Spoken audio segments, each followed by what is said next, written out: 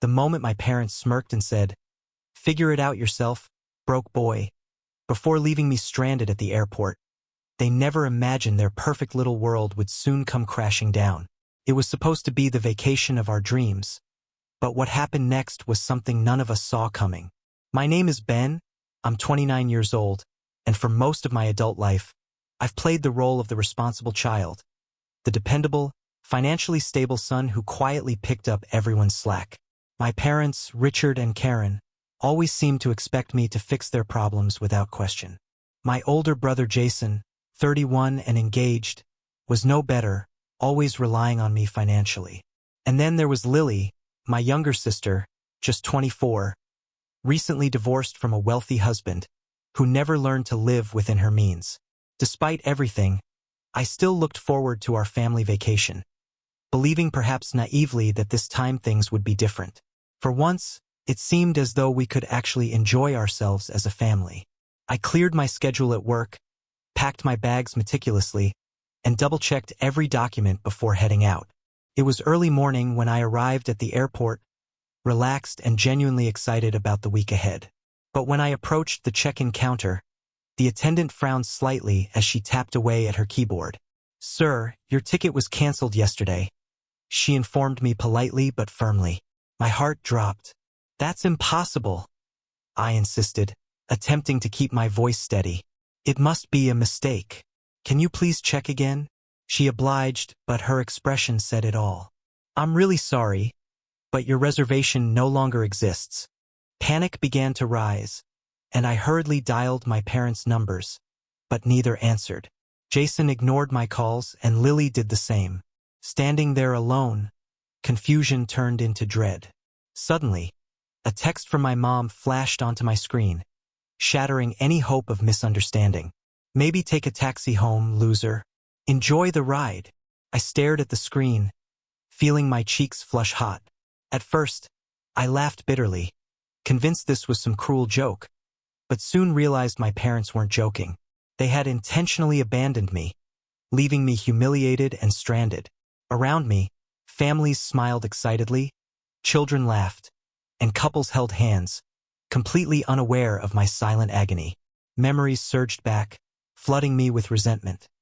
The countless nights I'd stayed late at work, not for myself but to cover Lily's tuition. The weekends I'd skipped friends' parties, carefully saving every cent for Jason's extravagant wedding.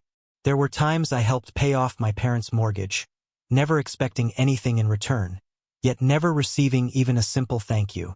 Standing in that crowded airport, something within me shifted irrevocably. The sting of their betrayal felt sharper, colder than anything I'd experienced before. I had been nothing more than a walking ATM, a convenient solution to their endless financial mismanagement. Anger quickly replaced confusion, then crystallized into a calm, icy determination. My parents thought they could leave me stranded without consequence. They thought wrong. Gathering my things, I walked slowly out of the airport, deliberately calm despite the turmoil within. I took a long cab ride home, my mind racing through options, strategies, and ultimately, revenge. When I finally arrived home, silence filled the empty apartment. Dropping my luggage at the door, I sat down quietly, opened my laptop, and began the process of severing every financial lifeline that had connected me to my family. With a steady hand, I closed the joint savings account I had created specifically for Jason's wedding expenses. Next, I halted automatic payments for Lily's tuition. Finally, without hesitation, I froze the emergency fund my parents had grown so accustomed to dipping into. They would soon discover that the ATM they'd relied on had permanently closed. For the first couple of days, nothing seemed to happen. My phone remained silent, confirming they were obliviously enjoying their vacation, confident I would quietly deal with my humiliation alone.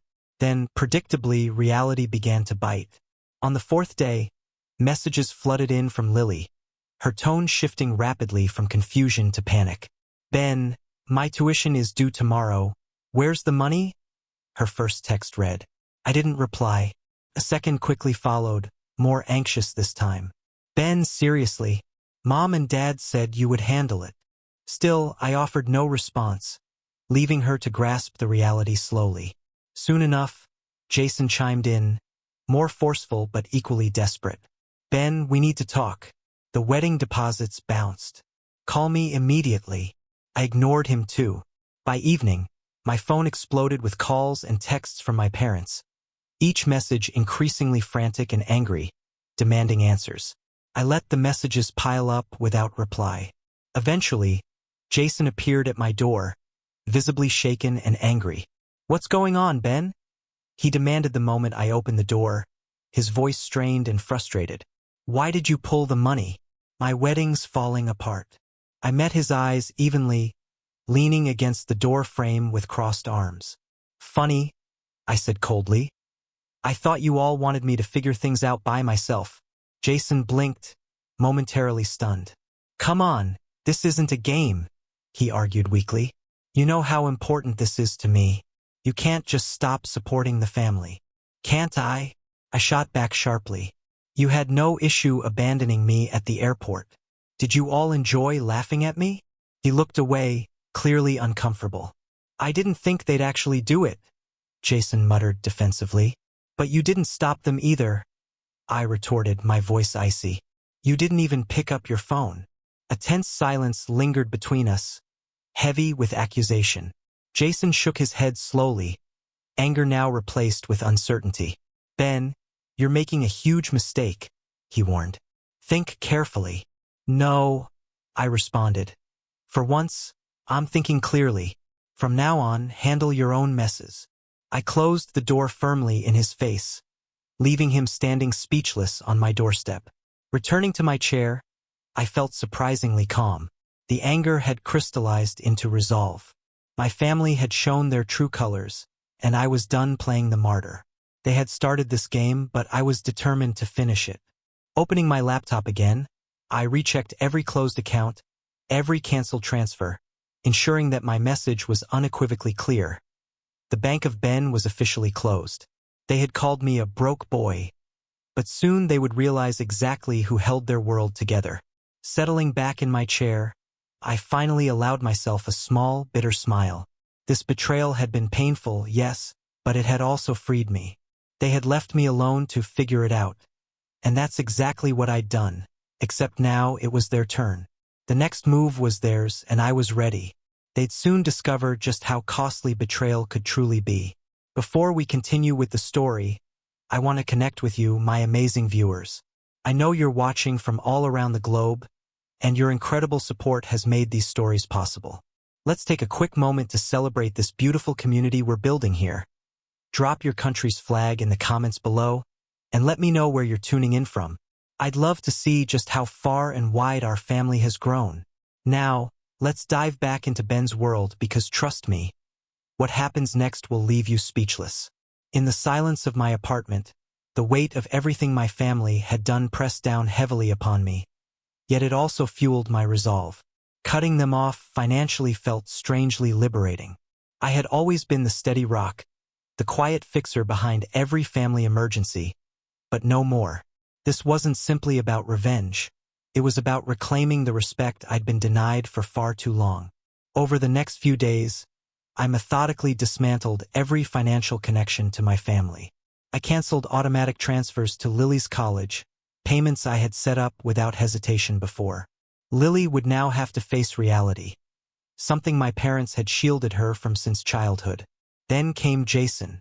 I felt a sharp pang of regret as I closed the savings account I'd created specifically for his upcoming wedding. But it faded quickly as the memory of his indifferent smirk at the airport replayed vividly in my mind. Finally, I dismantled the emergency fund my parents had so casually dipped into, a safety net they had always assumed would be there. As I clicked each button, I felt a growing sense of satisfaction. They had no idea that, at this very moment, thousands of miles away on their luxurious vacation, their cozy lives were unraveling at lightning speed. For the first few days, nothing happened. No calls, no desperate texts, no apologies.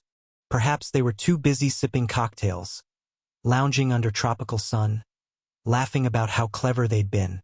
But I knew it was only a matter of time. Sure enough, on the fifth day, my phone began vibrating furiously on the coffee table beside me. It was Lily, her messages flooding my screen in rapid succession, each more frantic than the last. Her carefree tone was replaced by a genuine panic I'd never seen before. Ben, tuition is due tomorrow, and the school says my account is unpaid. Did you forget? Mom and Dad say you're supposed to cover it. I let her message sit unanswered for an hour, picturing her growing anxiety. Eventually, I responded calmly, "Ask Mom and Dad. I'm not paying anymore." Her reply was swift, panicked. "What? Ben, this isn't funny. Please, they'll kick me out if it's not paid by tomorrow." For once, I felt no remorse, no obligation. This was her moment of truth, and she'd have to deal with it herself. Jason's messages came next, starting casual, then rapidly spiraling into desperation. "Ben, we need to talk about the wedding budget. Something's wrong with the account." My reply was deliberately curt. "There's nothing wrong. Closed it. You're on your own." His messages escalated from confusion to anger. "Are you kidding? The wedding is in 2 months. You promised." Reading that made my pulse quicken, not from guilt, but from the satisfaction of finally making him feel a fraction of what I'd felt standing humiliated at the airport. "Promises," I typed back. "Like the promise of a family vacation you all broke without hesitation? Figure it out yourself." I put the phone aside, letting him stew in his own frustration. But the real chaos began when my parents returned home. Within hours, their calls bombarded my phone, each voicemail more frantic than the last. Karen, my mother, tried guilt first. "Ben, sweetheart, I don't know what's going on, but your sister and brother are very upset. Jason's wedding plans are collapsing, and Lily is hysterical about college.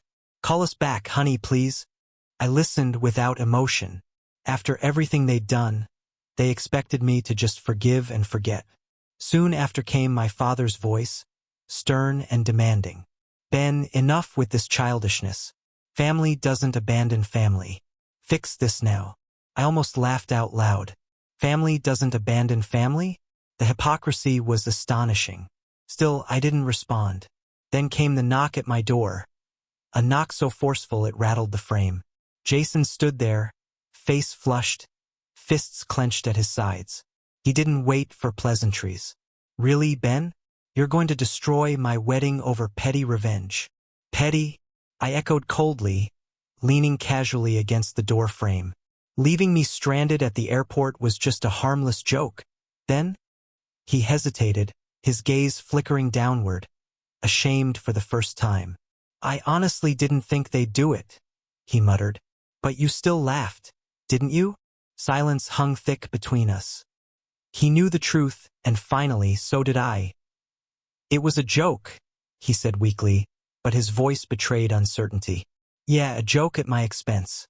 Well, I hope it was worth it, because the punchline just cost you your wedding." His eyes widened with panic. "You can't seriously be doing this. Think about what you're throwing away. Everything we've planned." "You mean everything I've funded?" I snapped back sharply, finally voicing the truth I'd held in for years. "I'm not your personal bank, Jason. Not anymore." He opened his mouth, ready to protest again, but I closed the door firmly, leaving him alone in the hallway. The silence afterward was heavy, but strangely satisfying. Returning to my seat, I let the weight of my actions sink in. There was no going back now, but I felt no regret. If anything, a strange peace filled me. A peace I hadn't felt in years. Yet, beneath that peace was a simmering awareness. This battle had just begun. My family was far from finished trying to pull me back under their control. They would soon learn how serious I was about holding these new boundaries. Over the next few days, their messages turned from anger to begging, their pride crumbling bit by bit. My mother's messages became tearful pleas, filled with guilt-inducing language I'd heard 1,000 times. "You're destroying our family, Ben. Everything is falling apart because of you." My father tried threats, demanding compliance and respect. Lily switched between tears and tantrums, and Jason oscillated between desperate apologies and angry accusations. Still, I remained steadfast. Then came an unexpected phone call, this time from my father's phone, late at night. Reluctantly, I answered, "Ben, your father's in the hospital." My mother sobbed through the line. "The stress is killing him. Please, if you have any decency left, come see him." My heart raced, uncertainty flooding my veins. Had my actions gone too far? Was I truly responsible for this? The next morning, at the hospital, I walked slowly into the room. My father lay pale, exhausted, hooked to monitors, eyes closed. My mother stood next to him, glaring accusingly at me. "See what you've done?" she hissed. But instead of guilt, I felt clarity. "No," I replied calmly. "This is what happens when you treat family like disposable resources. It stops now." Her eyes widened in shock. She had expected submission, remorse, obedience, what she'd always received from me before. But now, something had fundamentally shifted within me, and I saw clearly, perhaps for the first time, that breaking free wasn't selfishness. It was survival. As I walked out of the hospital room, leaving her stunned behind me, I knew I'd taken back something far more valuable than money. I had regained my dignity. They had pushed me too far, but in doing so, they'd finally shown me who I really was. Someone who didn't need their approval or validation anymore. The storm was only beginning, and this time I was ready. In the days following my confrontation at the hospital, the atmosphere around me felt charged, like the heavy calm before a thunderstorm. I expected my family to explode into further outrage, yet strangely, their silence spoke louder than their words ever had. The quiet was unsettling, but I knew it wouldn't last long. True enough, soon my extended family entered the fray, their messages slipping in subtly at first, gently suggesting I reconsider my actions, then rapidly escalating into angry accusations of disloyalty. My Aunt Lisa, always quick to meddle, sent messages laced with passive aggression, hinting that family bonds should always transcend personal grievances. My Uncle George went further, bluntly labeling me as heartless for abandoning my parents during their supposed financial crisis. But these were words I had expected. Words intended to weaken my resolve through guilt and obligation. I didn't respond. Instead, I let their messages pile up, unread and unanswered, knowing my silence would speak louder than any angry retort ever could. However, it wasn't long before the desperation from within my immediate family became impossible for them to hide. Lily's messages grew increasingly erratic, shifting from pleading to outright begging. Her cushioned existence had finally come crashing down, forcing her into a harsh reality where unpaid tuition meant no degree, no security, and no future. Still, my heart remained guarded. She had taken my generosity for granted one too many times, and now it was her turn to learn the same lesson I'd absorbed at the airport. No one was coming to rescue her. Jason wasn't doing any better. His dream wedding, the carefully orchestrated event that had consumed our parents' pride and his fiancée Rachel's patience, unraveled before their eyes. Without my financial support, Rachel's family saw Jason's true colors: a man too dependent, too entitled, and too weak to handle responsibility. Rachel, tired of his excuses, broke off their engagement. Jason blamed me, of course, claiming I destroyed his chance at happiness. But for the first time, I refused to carry his guilt. I told him clearly, "Your decisions destroyed your engagement, Jason, not mine." His angry silence after that told me I'd struck a nerve. Meanwhile, Richard and Karen spiraled further into debt, unable to sustain their illusion of a perfect family without my constant financial intervention. Their extravagant home became a burden, mortgage payments piled up, and unpaid bills accumulated at their doorstep. Their situation quickly became public among family friends, a source of gossip and embarrassment for the couple who had always projected an image of stability and success. Yet, despite their worsening predicament, my parents stubbornly refused to directly apologize, instead letting pride block their ability to reach out and admit fault. Eventually, their facade completely collapsed. One evening, Lily showed up unannounced at my door, disheveled, clearly exhausted, and stripped of her usual entitled bravado. For the first time, she wasn't demanding. She was broken. "Can we talk?" she asked softly, eyes downcast and avoiding mine. I opened the door, letting her in without a word. Sitting across from me, she fidgeted nervously, struggling with words she'd probably never spoken before. "Ben," she finally began, her voice barely a whisper. "I'm sorry." The apology caught me off guard. "Sorry for what exactly?" I asked cautiously, not ready to drop my guard yet. She hesitated, clearly fighting against years of ingrained pride. "For everything," she admitted, her voice trembling slightly. "For never appreciating what you did for me. For always expecting you to rescue me whenever I messed up. Honestly, I never thought about what it cost you. I guess none of us did." Her admission felt sincere, raw, and utterly unexpected. For a moment, I felt compassion creep back into my heart, but the memory of my parents' smirking faces, their cruel abandonment at the airport, quickly overshadowed it. "It's good you realize that," I replied calmly, maintaining control. "But it's too late for apologies, Lily. Words alone won't change years of being taken for granted." She nodded quietly, understanding the gravity of what I said. "I know. I don't expect forgiveness or money or anything from you. I just wanted you to know that I'm sorry.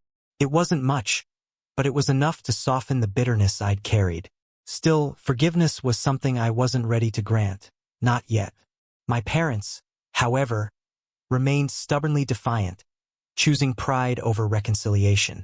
That is, until reality hit them harder than they ever anticipated. One afternoon, I received a surprising call from an attorney. It turned out that during my parents' financial spiral, they'd quietly attempted to secure loans using my identity without my knowledge. Loans they couldn't repay, debts accumulating rapidly under my name. Fury surged through me. It was no longer just betrayal. It was outright theft, a crime committed against me by the very people who were supposed to protect and love me unconditionally. I wasted no time confronting them. Their faces paled when I showed up unannounced at their doorstep, holding the bank documents in my hand. "Ben, we can explain." My mother started weakly, but my father interrupted, his voice still attempting authority despite everything. "We were desperate, son. You left us no choice." "No," I corrected sharply, my voice trembling with barely contained rage. "You had a choice, and you chose yourselves over me every single time. You didn't just betray me emotionally. You've now stolen from me legally." Silence filled the room, heavy with unspoken truths. "Ben," my mother tried again, her voice softer, pleading, "you're blowing this way out of proportion. We intended to pay it back eventually." "When?" I challenged. "When you drained every resource I had left. When I had nothing left to give." They didn't answer because there was no defense left. This wasn't about family loyalty. It was about selfishness, entitlement, and utter disregard for the person who had silently kept their world spinning for far too long. "I'll see you in court," I said coldly, turning my back on them without another glance. Filing the lawsuit wasn't easy. The emotional weight of dragging my parents to court was overwhelming, but necessary. The legal wheels began turning quickly, fueled by evidence that made my case undeniable. My parents' image crumbled further, their reputation disintegrating into whispers and pitying glances from those who once admired them. Their pride shattered publicly, their embarrassment palpable every time our eyes met across the courtroom. It wasn't about revenge anymore, it was about justice. Throughout the process, I received messages from Jason, now humbled and shaken by the drastic consequences he'd faced. "I never realized how much you did for us, Ben," he wrote. "I'm truly sorry, but apologies couldn't mend the trust they'd broken. At least not immediately." Lily continued to reach out occasionally, not for money, but to show genuine attempts at reconnecting. It was clear she'd begun growing up, finally accepting accountability for her life. Yet I kept my distance. I wasn't ready to trust any of them again. Not yet. As the court date approached, my family struggled visibly. Their facade had completely shattered, exposing them to the harsh judgment of their peers. Former friends abandoned them, scandalized by their selfish behavior and financial recklessness. I heard through mutual acquaintances that my father had sunk into depression, while my mother desperately tried to maintain appearances despite the reality crumbling around her. The courtroom was tense the day of the hearing. My parents sat across from me, refusing to meet my gaze, their arrogance stripped away completely. The judge's decision came swiftly. He ruled in my favor, ordering restitution and officially clearing my name. My parents' humiliation was palpable. As I left the courthouse, there was no sense of victory, only relief. For years I'd silently carried their burdens. Now it was their turn. I stepped into the sunlight outside the courthouse, breathing deeply, feeling the immense weight of years finally lifting from my shoulders. My revenge wasn't born from cruelty. It was justice, a reclaiming of dignity long overdue. But despite my victory, I knew the battle wasn't fully over. My heart still carried wounds that no courtroom could heal, wounds inflicted by betrayal deeper than financial or legal consequences could fix. Healing would take time, and forgiveness would require more than words. Yet, standing there, finally free of their control, I felt something far more precious. A glimmer of hope, the beginning of my path toward true healing. In the aftermath of the courtroom drama, I gradually began to reclaim my life, stepping forward into a future defined by my choices, rather than by the demands of others. For so long, I'd been shackled by a false sense of duty, conditioned to believe that sacrificing my happiness was somehow noble, that my worth lay solely in how much I gave. Now, as the dust settled, the clarity I'd found became my greatest strength. My family's downfall had been dramatic, leaving a trail of broken promises and shattered illusions in their wake. But for the first time, their chaos wasn't mine to fix. They had to face their reality, and I had the freedom to embrace mine. I heard whispers of their struggles through mutual friends and distant relatives. News I didn't seek, yet somehow couldn't entirely escape. My parents, once proud and respected figures in their social circles, had become cautionary tales, symbols of what happens when entitlement goes unchecked. Their once luxurious home had been sold, replaced by a small, modest apartment, a constant reminder of their mismanagement and arrogance. Lily, the sister who had lived a life untouched by hardship, was finally confronting the harsh realities she'd always avoided. She'd moved into a tiny studio apartment downtown, struggling with a job at a coffee shop where her entitled attitude quickly cost her job after job. Each failure chipped away at her self-assured facade, until there was little left but a humbled, broken woman forced to learn the value of hard work, humility, and respect.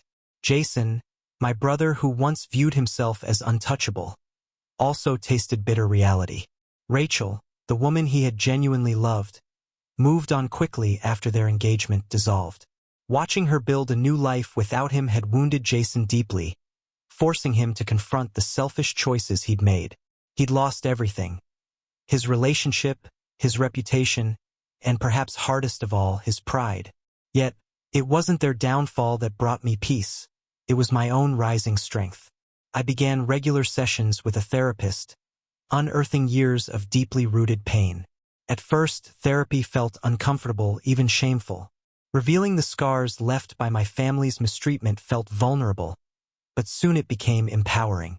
For the first time, I felt validated in my experiences, seen for who I truly was rather than who they wanted me to be. Gradually, I realized healing wasn't about forgetting the past. It was about confronting it openly and choosing to move forward, despite the pain. As months passed, my life changed dramatically. My career soared as I poured my newfound energy into projects that fulfilled me. I earned promotions, respect, and recognition, not because I was sacrificing myself for someone else, but because I finally allowed myself to succeed. Relationships improved too. Friends I had unknowingly neglected grew closer, bonds strengthened by my newfound authenticity. Life began to feel balanced, peaceful, and genuinely fulfilling in ways I'd never imagined possible. Still, the past has a habit of reappearing, demanding closure. One rainy afternoon, sitting alone at a cafe near my apartment, I recognized a familiar face across the room: Lily. She looked different, her face tired but calmer somehow, her eyes lacking the arrogant spark they'd once held. Hesitantly, she approached my table, her steps uncertain, carrying a sense of humility I'd never seen in her before. "Ben," she said softly, nervously tucking hair behind her ear. "Can I sit down?" I gestured silently to the chair opposite, curious yet guarded. I didn't come here to ask for anything, she began carefully, eyes filled with sincerity and something else. Perhaps shame, perhaps regret. I needed to see you, to say this face to face.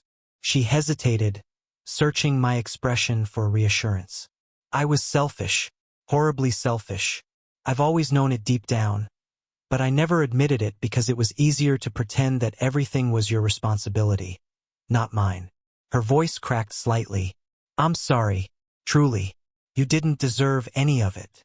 Her words hung heavy between us, carrying genuine remorse. For a brief moment, the guarded walls around my heart softened slightly. I nodded slowly, acknowledging her apology but careful not to open myself entirely. Thank you, Lily. That means something. She smiled sadly, knowing forgiveness was something she'd have to earn over time, not demand immediately. After a brief silence, she stood, nodded again quietly, and walked away, leaving me alone with my thoughts. That conversation marked a turning point, not just for Lily, but for me as well.